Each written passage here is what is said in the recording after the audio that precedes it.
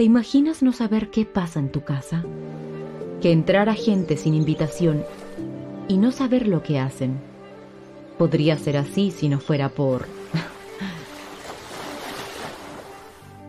¿Sabías que por el océano se transportan 30 veces más cantidad de droga que por avión y 4 veces más que por tierra? 22 millones de dosis de cocaína fueron incautadas en la última década. De casi 6.500 kilómetros de costa, más de 1.000 en la zona norte de Chile son una zona ciega, sin señal de internet, de celular o de radio, en la que el control del mar y del terreno se hace complicado. Zonas inhóspitas, sin asentamientos de gente, en los que proliferan las rutas de distribución, no solo de droga, también de otros productos, armas, dinero, hasta personas. Casi 1.300 personas ingresadas anualmente. Detectar los ingresos y detenerlos en mis aguas es uno de los grandes retos a los que pocos se enfrentan cada día. Yo solo puedo ser naturalmente mar, pero quizás tú, ¿te imaginas? Avante, enfrenta el desafío.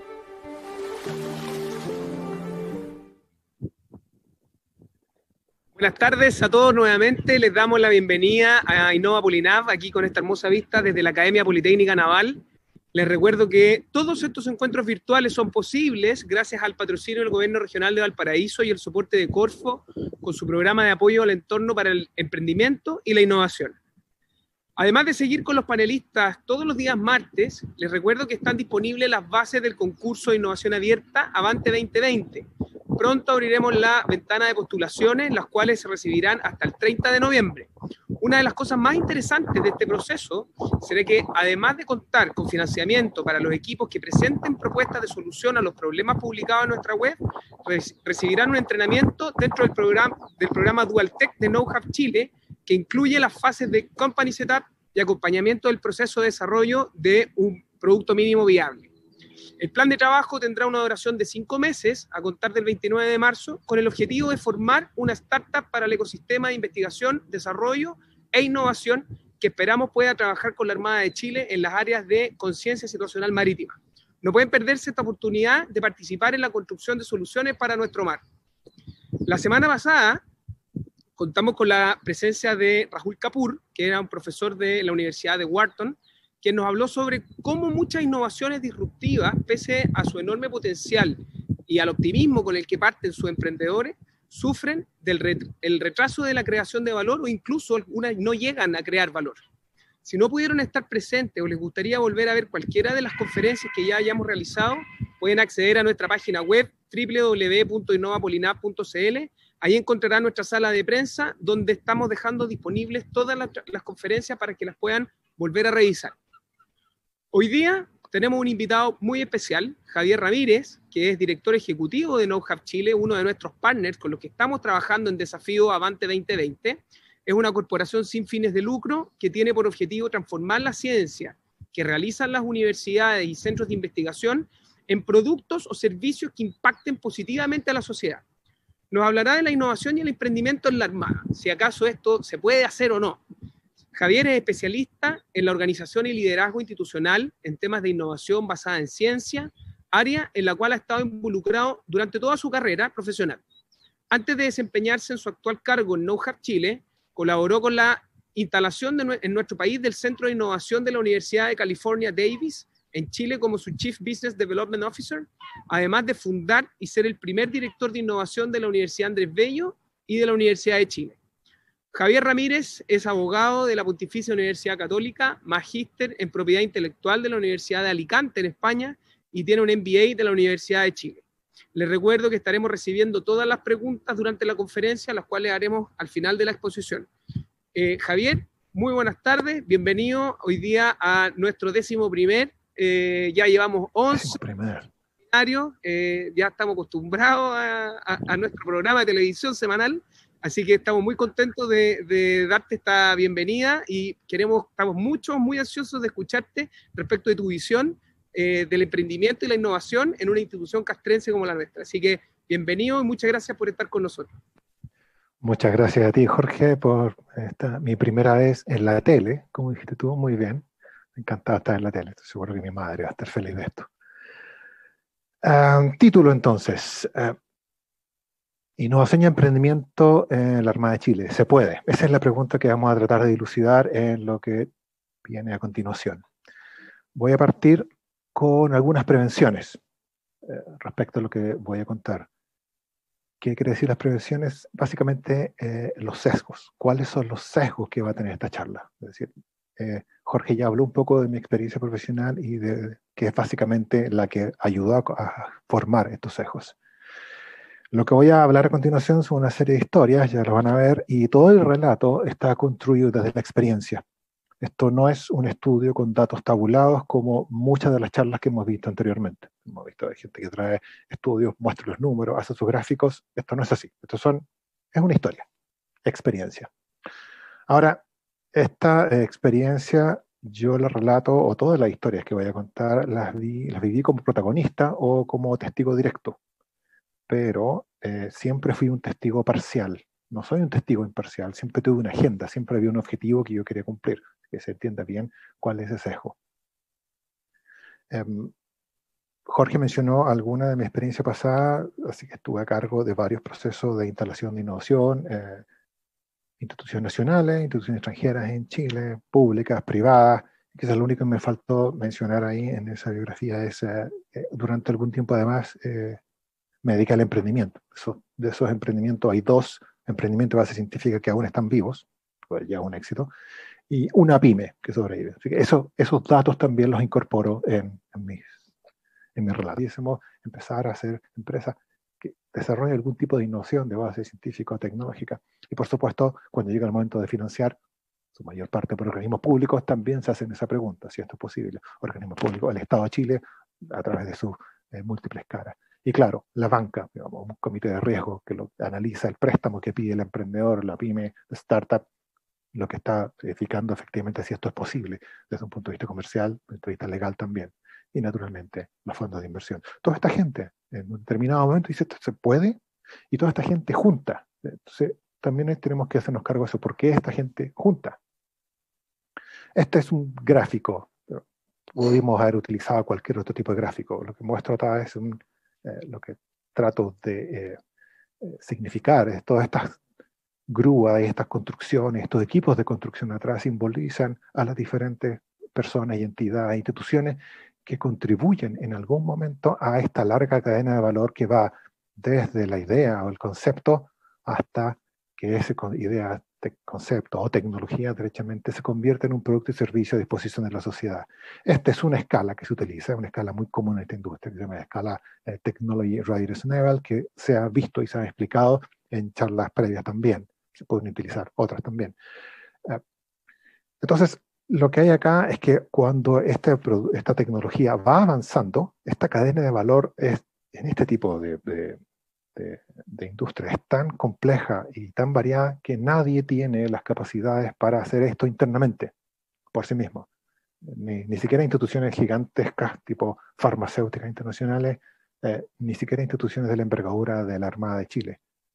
Esto obliga a que las partes tengan que trabajar consorciadas y tengan que convivir. Entonces, todos estos equipos de construcción que se ven acá, no es que cada uno participe en un punto de la escala de valor, sino que cada uno participa en diferentes puntos de la escala de valor y empiezan a tener traslapes, empiezan a cooperar entre ellos y a veces, derechamente, a competir.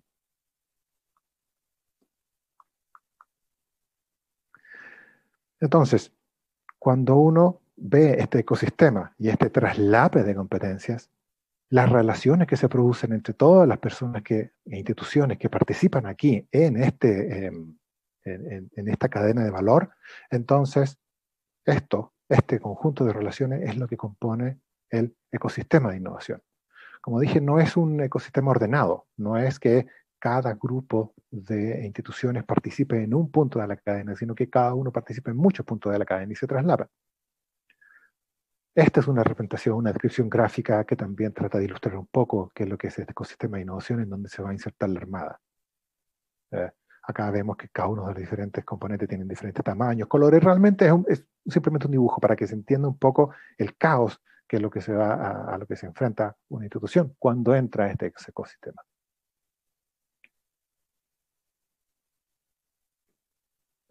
Ahora, voy a contar algunas breves historias de terror respecto a cómo ha funcionado esto. Historias, como les dije, que yo viví con protagonista o también... disculpen un momento. Como protagonista o como testigo principal. A ver, partamos. Tecnología para Alzheimer, así la estoy mencionando. Una tecnología para Alzheimer tratando de no identificar a las personas que realmente participaron en esto.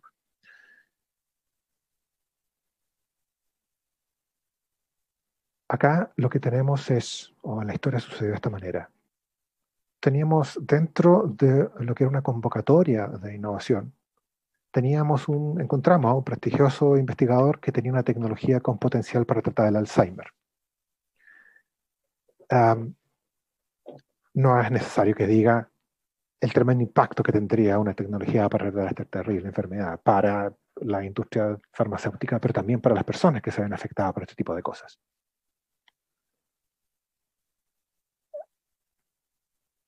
Cuando conversamos con el investigador para poder avanzar un poco más en esta cadena de valor que les mostré, estaba bastante verde en su momento, la única forma era que este investigador participara en esta convocatoria de innovación. Ahora, participar en esta convocatoria significaba para el investigador que se enfrentaba a un territorio que era completamente desconocido para él. Se enfrentaba a un lenguaje, se enfrentaba a unas reglas que él no conocía. Terreno desconocido. Conversó con nosotros y quería saber a ciencia cierta cuáles eran las posibilidades de adjudicarse de este convocatorio y acceder a los premios y acceder a toda la ayuda que se le proponía. Para nosotros era imposible a priori decirle qué tan importante era y qué tan fácil o qué tan factible era esto.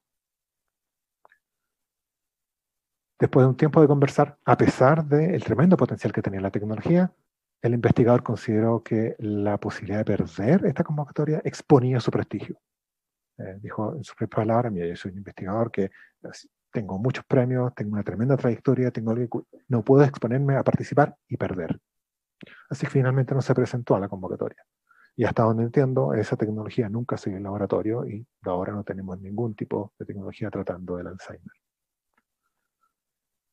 Se ha hablado mucho en charlas previas dentro de la misma Innova Polinab, pero también es un hecho común que en nuestro país hay un tremendo castigo social al fracaso. Ahora, este castigo social se ve también reflejado en el ecosistema de innovación. Y lo que sucede es que cuando los investigadores, pero no solamente los investigadores de universidades, sino que cualquier persona que entra a un ecosistema o un ambiente que no es conocido e intenta buscar la certeza absoluta y no la obtiene, eso lleva a la inmovilidad. Eso es algo que no puede suceder. La necesidad de certeza absoluta lleva necesariamente a la inmovilidad. Y en lo que pasó en este caso, esa tecnología nunca salió del laboratorio. Otra historia de terror. Socios y cotitulares. Esto fue en el marco de una negociación entre una universidad extranjera y una empresa, un grupo de empresas locales. Un proyecto de colaboración. En este tipo de proyectos de base científico-tecnológica, uno de los puntos que más se discute y que suele ser una piedra de tope dentro de este tipo de negociaciones es la propiedad intelectual. ¿Quién maneja la propiedad intelectual? ¿Quién es el titular de la propiedad intelectual? ¿Cómo se gestiona? En este caso en particular, llegamos a un acuerdo rápidamente, de forma sospechosamente rápida. Se llegó a un acuerdo y se dijo: mira, quedamos de acuerdo que, para hacer la historia corta, 50 y 50. Somos cotitulares, cada uno posee un 50% de los resultados y va a hacer la solicitud de patente, vamos a ser cotitulares. Ambas partes felices. Sin embargo, cuando se intentó implementar este acuerdo, a llevar los asuntos prácticos que podía hacer yo con mi porcentaje de propiedad intelectual, se llegó a un punto muerto y no se podía avanzar. Y era un diálogo de sordos que nadie entendía, porque en teoría estábamos hablando de lo mismo, ya habíamos llegado a un acuerdo. Después de mucho darnos contra la cabeza, nos dimos cuenta que aunque estábamos utilizando el mismo término legal, en este caso cotitularidad, tenía un significado exactamente opuesto a lo que cada una de las partes entendía según las leyes que se le regían, en este caso el Estado de California. Para el caso chileno, cuando hay cotitularidad, es el mismo caso que si uno es copropietario de un edificio de departamentos, por ejemplo. O sea, yo tengo una unidad, un departamento dentro de los 100 que hay en el edificio y alguien viene a una inmobiliaria y quiere comprar el edificio completo para hacer un proyecto y es un tremendo negocio para todos, pero hay un propietario que se opone, no hay negocio, porque esa persona es copropietaria y por tal, al menos para lo que, uno de los derechos que para lo que nos interesa esta charla, esa persona se opone uno de ellos y no hay negocio. Esa persona como cotitular tiene derecho a oponerse que se haga cualquier cosa respecto a aquella cosa sobre la cual es cotitular. En el caso de California, para la propiedad intelectual es exactamente lo contrario. Si yo tenía una parte y yo era cotitular, yo podía hacer con ella lo que quisiera. Entonces, si bien es cierto, como mencioné anteriormente, la certeza absoluta es mala, a veces es necesario corroborar aquellas cosas que nos parecen obvias, pero que no lo son o pueden no serlo para la parte con la cual estamos negociando. Y cuando alguien entra al ecosistema de innovación, cuando la Armada entra al ecosistema de innovación, se va a ver la necesidad de convivir con diferentes actores. Y ese convivir con diferentes actores involucra, a veces, convivir con marcos normativos diferentes. Otra historia. Nueva nanotecnología súper secreta. El diálogo fue más o menos así. Estaba en la oficina, en ese momento, en ese tiempo, mi trabajo consistía principalmente en proteger o ayudar a un grupo de investigadores a proteger la propiedad intelectual respecto a las tecnologías que generaran. Llegó un investigador y dice, tengo una tecnología con un tremendo potencial en la industria del hidrocarburo. Ah, muy bien, profesor, cuénteme de qué se trata. Es que no puedo. ¿Por qué? Porque es secreto. Claro, entiendo que es secreto, pero precisamente mi intervención acá es para ayudar a que se mantenga dentro de su propiedad y nadie puede. Y estuvimos un largo rato y yo tratando de que la persona, el investigador, me contara de qué se trataba para yo poder hacer mi trabajo. Cuando finalmente me da el título, para mí, de las 25 palabras que componían el título, entendí algo así como la y el y para. Las palabras de uso común. El resto fue completamente ininteligible para mí. De hecho, por eso puse un poco este fondo de pantalla que se ve bonito, pero no se entiende muy bien lo que es. Esa fue más o menos mi reacción frente a esa tecnología. Pero para avanzar necesitaban proveerme de esa información y proteger la propiedad intelectual. El investigador no quería porque tenía miedo de que le fuéramos a robar la idea. Mi primera línea de defensa fue, por supuesto, profesor, ¿cómo es posible que yo le vaya a robar la idea si apenas entiendo lo que me está diciendo? Con el tiempo logramos limar un poco aspereza y efectivamente comentó. Pero lo que quería reflejar con esta historia, y otro tema que siempre se ha comentado, es cómo la falta de confianza es un elemento que lastra el desarrollo en nuestro país. Y tenemos que buscar todas las herramientas posibles para romper esa falta de confianza y para generar estos lazos y estos canales de comunicación. Acá, como vamos a ver, la Armada juega un papel fundamental. Otra historia, plataformas para el apoyo del emprendimiento de base científica y tecnológica. Nuevamente, lo que estábamos intentando hacer era construir, al igual como es ahora No Having Nicho, ni como es el desafío antes, una plataforma que diera apoyo a ciertos emprendimientos en esta base científica y tecnológica. Pero para poder hacer eso, se necesitaba conversar y poner de acuerdo un montón de gente e instituciones que eran, como lo puse ahí de forma eufemística, disímiles, ¿no? Veían el mundo de forma diferente. Esos son instituciones públicas, privadas en la extranjera, emprendedores y funcionarios, que son dos caracteres completamente diferentes, e incluso surgió el tema de la brecha generacional. Habían baby boomers, habían millennials, y estaba, por supuesto, la gloriosa generación X que estaba ahí entre medio tratando de resolver los asuntos que estaban entre estas dos personas. Así que teníamos temas comunicacionales de idioma, pero realmente incluso los gestos podían ser y fueron sujetos de malentendido. Gestos, solo para poner un ejemplo, del tipo de llegar a una reunión, que pasaba con los millennials, llegar a una reunión, verano, calor, con chalas y pantalón corto. Los baby boomers presentes consideraban que eso era una demostración, por una parte, de falta de respeto y de falta de seriedad terrible, y que cómo era posible que fuéramos a trabajar con estos niños que ni siquiera sabían vestirse. Y por otra parte, ese tipo de reclamos, los millennials lo entendían como, mira, esta gente que anda acá con traje y corbata, muertos de calor, tratando de guardar la apariencia, se preocupan de cosas que son sin ninguna importancia, seguramente no tienen idea de lo que están hablando, no saben del fondo. Y no había forma de ponerlos de acuerdo. La brecha cultural y generacional también es esencial de abordar para que surja la colaboración efectiva entre las partes cuando uno construye un proyecto de esta naturaleza que involucra tantas capacidades necesarias y distintas. Otra con emprendimiento de base científica y su plan de trabajo. Esto es un poco más directo del día a día hoy, digamos. Nosotros tenemos, como Know-how me refiero, uno de nuestros programas principales de apoyo al emprendimiento de base científica, y como parte de ese apoyo, en conjunto con el emprendimiento, generamos ciertos planes de trabajo y elaboramos una bonita carta Gantt con una serie de actividades a la cual está asociado un presupuesto de actividades que necesitamos para avanzar desde el punto A hasta el punto B. Cuando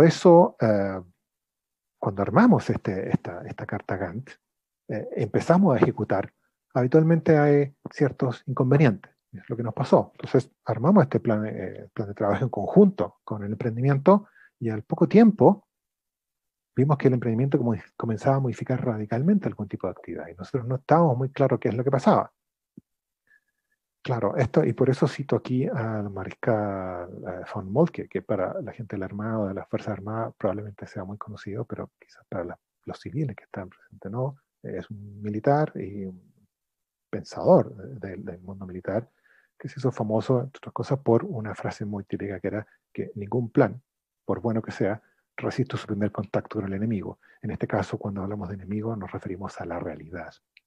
Entonces armamos este plan de trabajo con el emprendimiento, la carta Gantt, presupuesto asociado, y de pronto cuando ese emprendimiento se enfrenta a la realidad, el mercado donde está actuando, entonces se da cuenta que la realidad es diferente.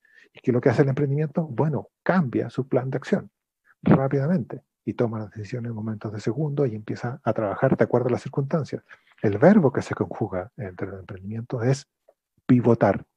Los emprendimientos se encuentran en una situación y cambian radicalmente, cambian el modelo de negocio, cambian de personal, lo cual es un tema a gestionar cuando se trata de cuando estén trabajando con empresas o con organismos públicos o con instituciones que trabajen con fondos públicos.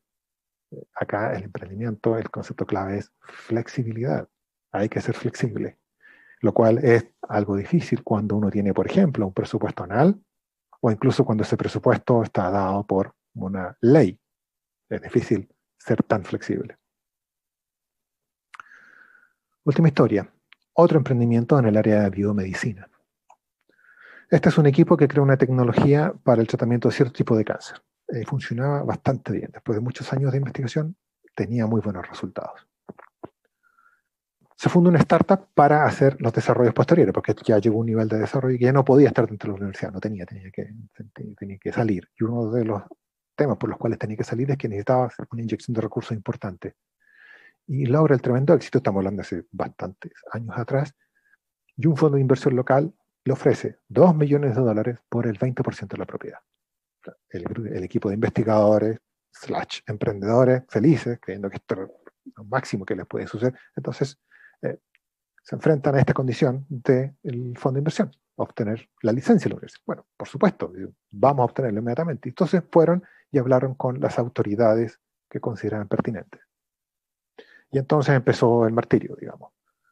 El trámite se inicia en 2011, la licencia se concede a fines del 2015.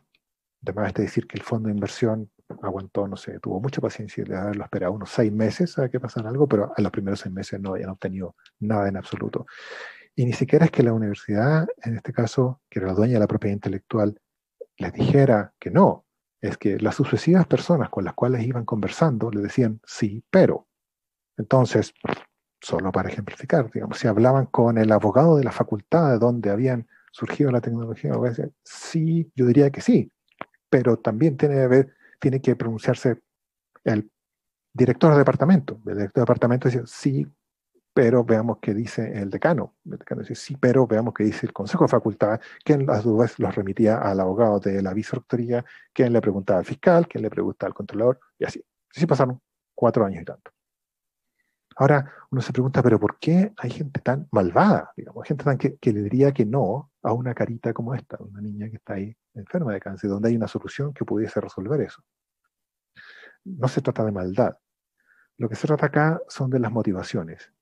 Y se trata de la percepción. Y este es un tema que cruza también todos los otros aspectos que mencioné anteriormente y que siempre va a estar presente en el ámbito, ya más allá del emprendimiento, de la innovación en general. Y es una diferente percepción respecto a los beneficios eventuales que puede acarrear una innovación o a la implementación de una determinada innovación y cuáles son los riesgos asociados a la innovación. Para la inmensa mayoría de las personas, en este ejemplo en particular, que están en esta cadena de decisiones y dicen que sí, pero el riesgo se lo llevaban simplemente a eso, ellos, por completo, y no percibían que hubiese ningún beneficio. Si la primera persona que fueran a preguntarle a este equipo de investigadores dicho, sí, mire, yo me la juego, yo pongo la firma, denle. Esa persona, por hacer ese trabajo, se hubiera llevado, en el mejor de los casos, una palmada de la espalda de parte de su jefe, diciendo, buen trabajo, pero muy probablemente ni siquiera eso. Pero si a raíz de esa decisión se hubiese metido en problemas, la universidad, el equipo investigativo, esa persona probablemente hubiera soportado todo el riesgo asociado a esta operación. La diferente percepción, las diferentes motivaciones de cada una de las partes que está involucrada en esta larga cadena, de todas las instituciones que están involucradas en esta larga cadena de valor que lleva desde, nuevamente, la tecnología al concepto, hasta que esa tecnología esté incorporada en un producto o servicio en el mercado, es algo que hay que gestionar. Volvemos entonces a la pregunta original. ¿Se puede? Vamos viendo algunos resúmenes, digamos. Entonces, innovación y emprendimiento, estoy hablando específicamente lo más probable de la Armada, pero de cualquier institución y persona que se adentre en este ecosistema, es un territorio inexplorado. Hay incertidumbre. Innovación y emprendimiento son prácticamente sinónimos de incertidumbre. Y el fallar es una alternativa no solo real, sino que además probable. Lo más probable, cuando armen un emprendimiento científico tecnológica, es que falle. Esta incertidumbre alcanza, y esto es importante para las instituciones públicas, incluso el ámbito de la certeza jurídica. No, nunca van a tener un informe en derecho que les dé un 100% de certeza de que lo que están haciendo está perfecto y de acuerdo a todas las reglas. Las normas siempre son interpretables. Esta incertidumbre y desconocimiento de las otras personas e instituciones que participan en el ecosistema siempre trae aparejada desconfianza, y la desconfianza tiene costos transaccionales. Y ciertas cosas que se pudiesen arreglar con un apretón de manos en tiempo prepandemia, hoy día con un golpe de codo, terminan arreglándose con contratos de 50 páginas con sus respectivos anexos, que tardan años a veces en negociarse. Ahora, no todos son indicadores duros. Este es otro aspecto importante. Hay cosas tan, yo le puse ahí el adjetivo, etéreo, como brechas culturales y generacionales que también juegan un rol crítico en el éxito de este tipo de operaciones. Finalmente, trabajar con instituciones y personas diferentes involucra diferentes formas de hacer las cosas, diferentes procedimientos, diferentes culturas, diferentes motivaciones sobre todo, y todas esas motivaciones, como lo vimos en la última historia de terror, tienen que ser gestionadas para que esto funcione adecuadamente. Entonces, lo que tenemos acá es una especie de, como puse en este dibujo de fondo, digamos, una especie de campo minado, un terreno tremendamente peligroso y azaroso, y nuevamente tenemos la pregunta, ¿se puede? ¿O vale la pena este riesgo tremendo que estamos corriendo? Esto nos lleva a la última parte. Cuando hay un para qué, se aguanta cualquier cómo. Esta es una frase de un neurólogo y psiquiatra célebre llamado Viktor Frankl. Tiene una historia bastante dramática. En realidad, él escribe su bestseller, el libro más conocido que tiene desde su experiencia en un campo de concentración, como sobreviviente en un campo de concentración. Lo que nos atañe, esto se trata simplemente de entender que somos, en teoría, capaces de resistir cualquier peripecia, llamémoslo así, cualquier problema que estemos afrontando o que previsiblemente creamos que tengamos que afrontar, cuando encontramos un propósito de importancia o que sea trascendental por el cual estamos trabajando. Entonces, ya no se trata, citando acá a Viktor Frankl, de saber si se puede o no, si se trata más bien, o si vale la pena, se trata de entender si hay un para qué. Veamos si hay un para qué entonces. ¿Qué significa el desafío avante? Esta es una definición genérica, le invito a leerla en conjunto conmigo, que hice extractando un poco las bases que mencionaba Jorge al inicio. Es un desafío de innovación abierta, es el importante dato, busca resolver desafíos detectados por la Armada a través de emprendimiento de base científico-tecnológica que puedan llegar a convertirse en proveedores sofisticados de la defensa y el mundo civil. Es un resumen a título personal que hago de lo que significa el desafío Avante. Y aquí rescatamos un par de elementos que son importantes. Entonces, ¿qué significa el desafío Avante para Chile en base a lo que vimos anteriormente? Podría tratar, y acá es donde retomo las exposiciones que me precedieron dentro de la Innova Polinab, podría tratar de definir y demostrar de alguna forma qué es lo que significa esto con datos y estadísticas. Pero afortunadamente acá me puedo apoyar en lo que otras personas que saben más que yo han dicho antes. ¿Es el emprendimiento de base científica un motor de desarrollo para el país? Lo es. Las presentaciones tanto de Álvaro Fischer como de Rosibel Ochoa fueron bastante contundentes al respecto. Especialmente me gustó la cita que obtuve acá de doctora Ochoa diciendo la innovación sin emprendimiento no va a ningún lado. Corto y preciso. Precisamente es así. El emprendimiento es un motor de desarrollo para el país. No es una especie de sofisticación, de divertimento de algunas personas que se entretienen con este tipo de cosas. Realmente es un motor de innovación para el país. Les recomiendo, por favor, que revisen las presentaciones de Rocío Ochoa y de Laura Fiche, que están a disposición ahí en la página de Innova Polinab, y busquen con lo vean por su propios ojos, los cuñeces que no lo han visto ya. ¿Es la innovación abierta o funciona como un motor de desarrollo del país? También se vio por dos charlistas anteriormente, tanto Anil Sadarangani como Julino Ugarte, se expresaron en detalle respecto a cómo la innovación abierta es una metodología que permite avanzar en el desarrollo del país y lo apoya de forma decisiva. ¿Y qué tendría que ver todo esto con la Armada? Porque hasta ahí estamos bien, digamos, el motor de desarrollo del país, la innovación abierta. Una respuesta corta sería, bueno,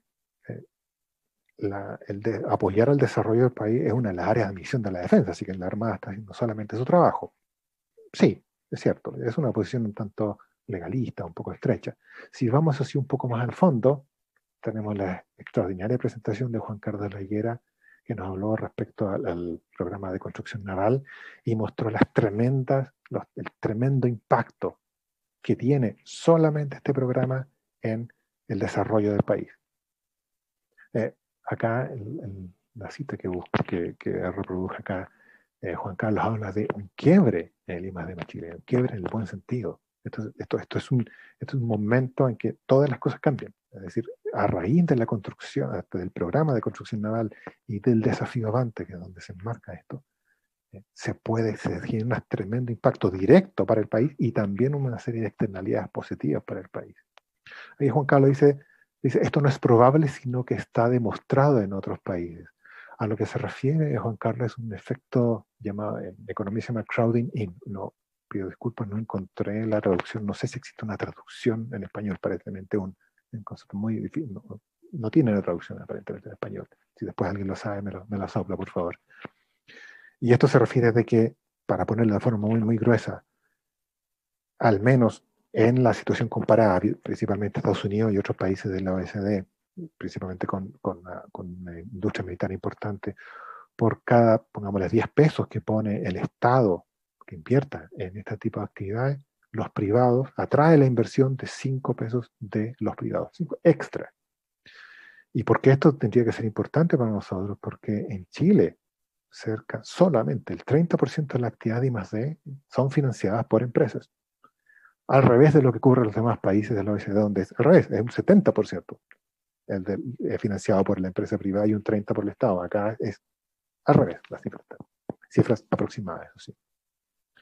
Ahora, si uno le mira desde el lado amable, esto significa que hay un tremendo espacio para crecer.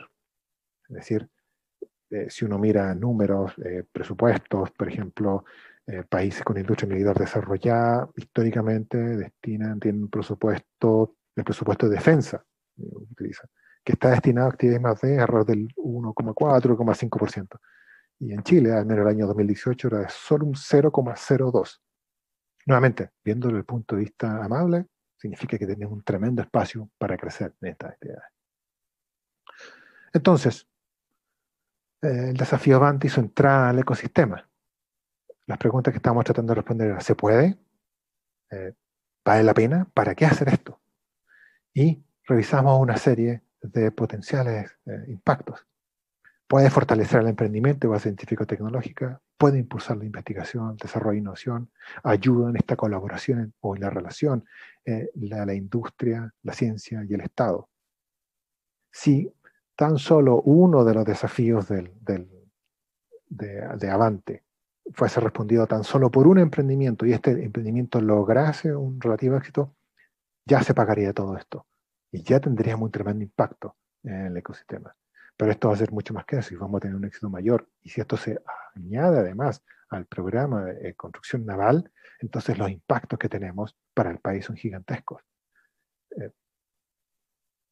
Esto realmente puede marcar un punto de inflexión tremendo para el ecosistema y para el país.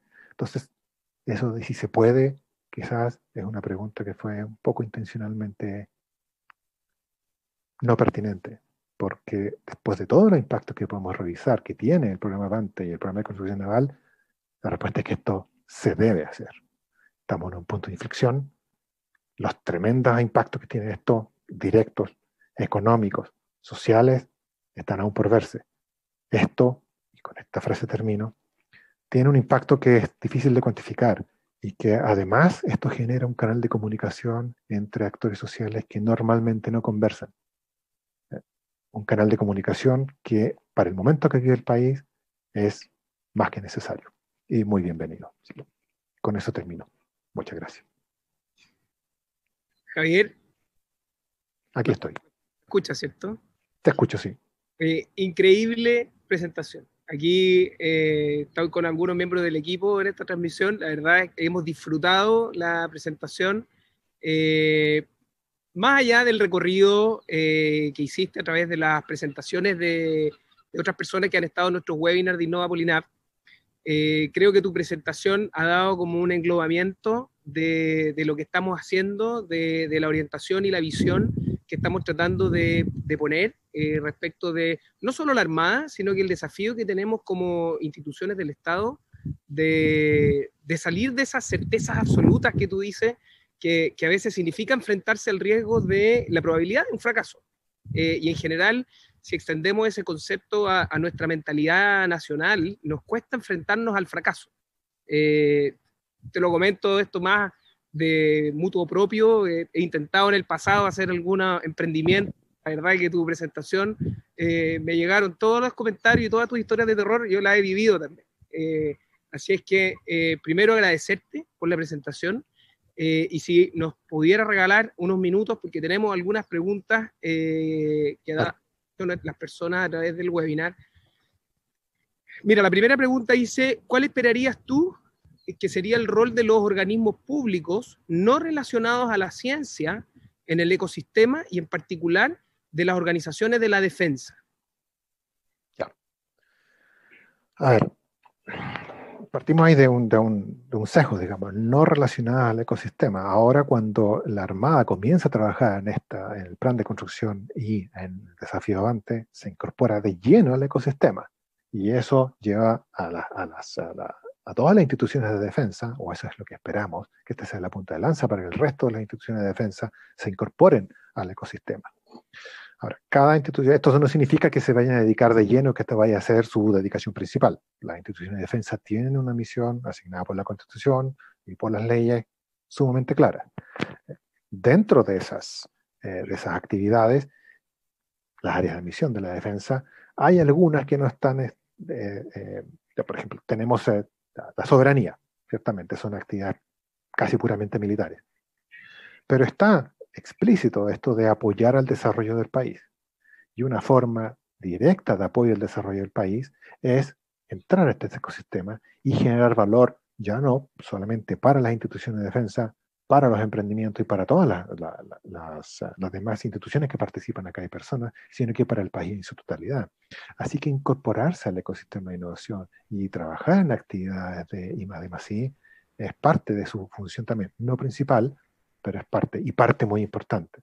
Tenemos que quizás mencionar que cuando uno ve los otros ecosistemas, aquí uno mira, no es solo que las Fuerzas Armadas o las instituciones de defensa en general, digamos, o sea, porque también participa la industria de defensa, sean partícipes del ecosistema de innovación. En muchos casos el ecosistema se ha construido a partir de esa área de defensa.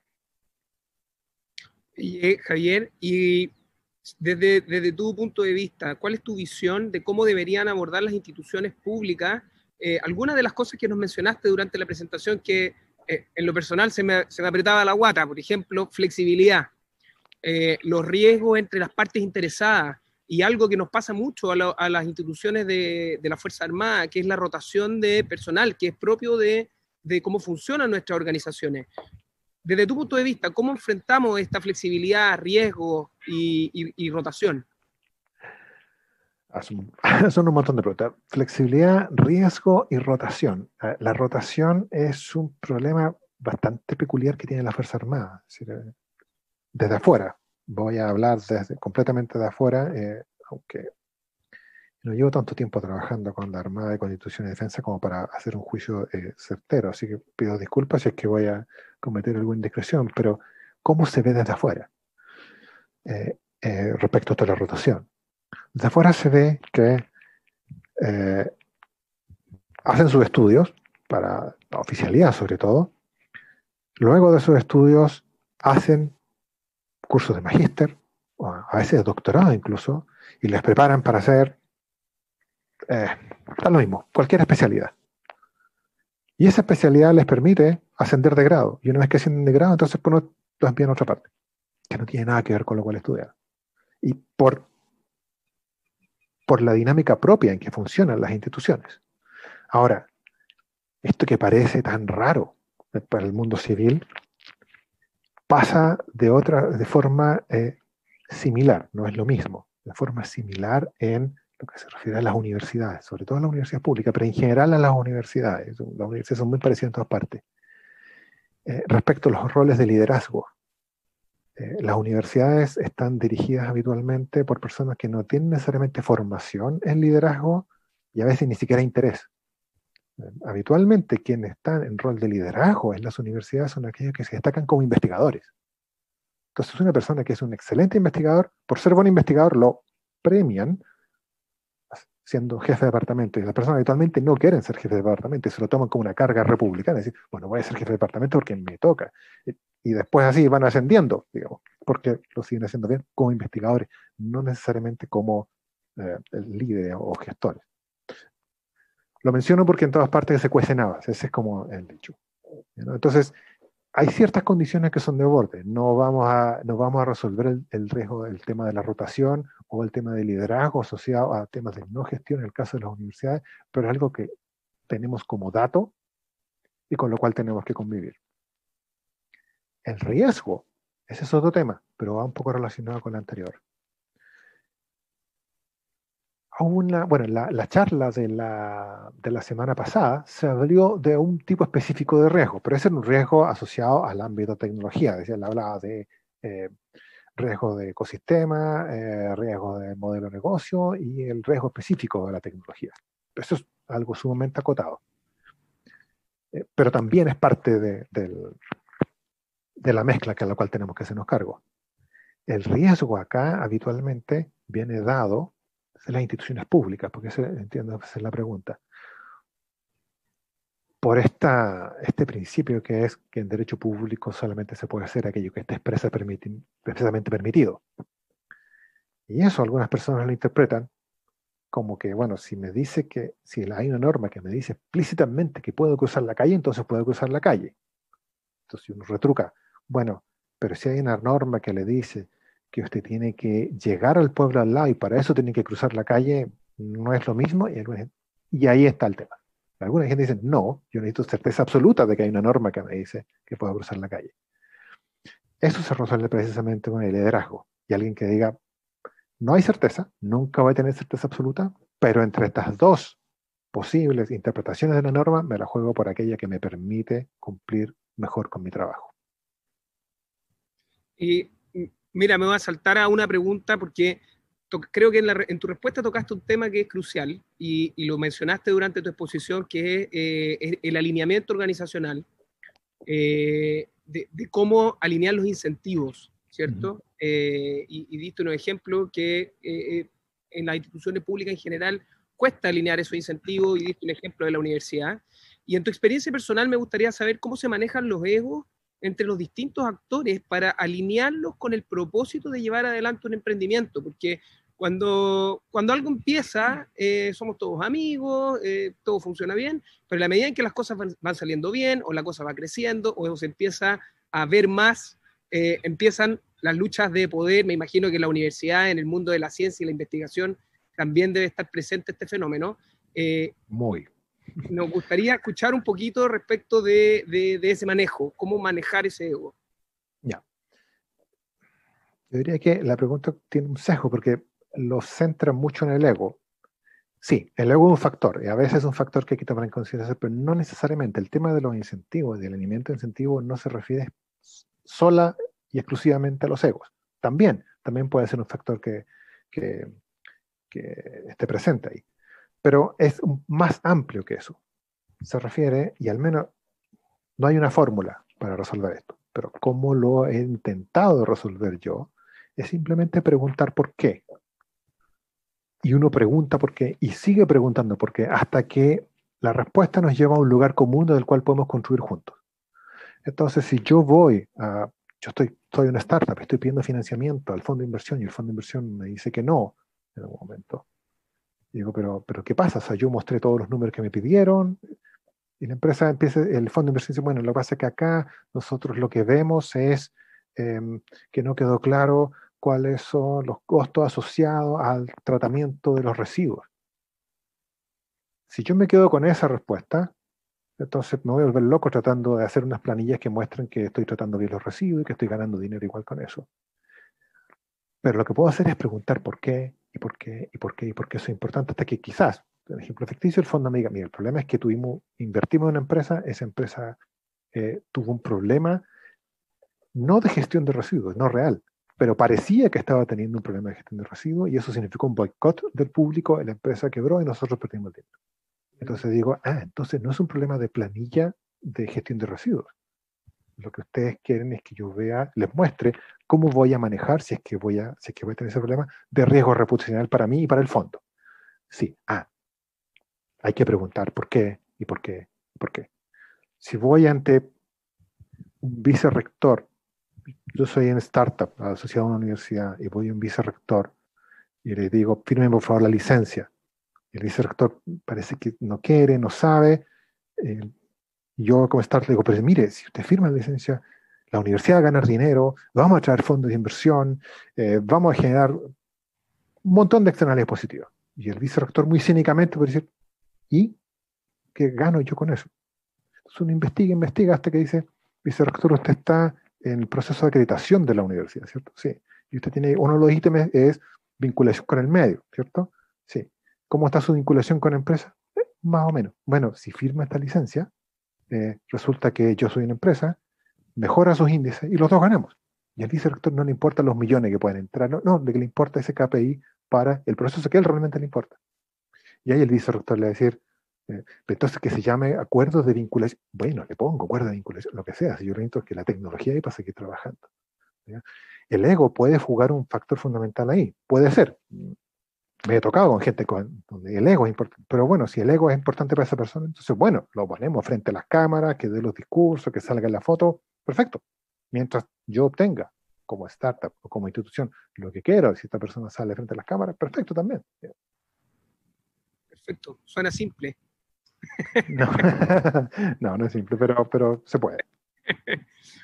Oye, Javier, hablaste de los Technology Readiness Levels, los TRL, y me gustaría preguntarte si puedes comentar un poco más acerca de esta escala y los desafíos que están involucrados en transitar desde el conocimiento a una aplicación y cuáles son los principales obstáculos que ves en nuestro ecosistema.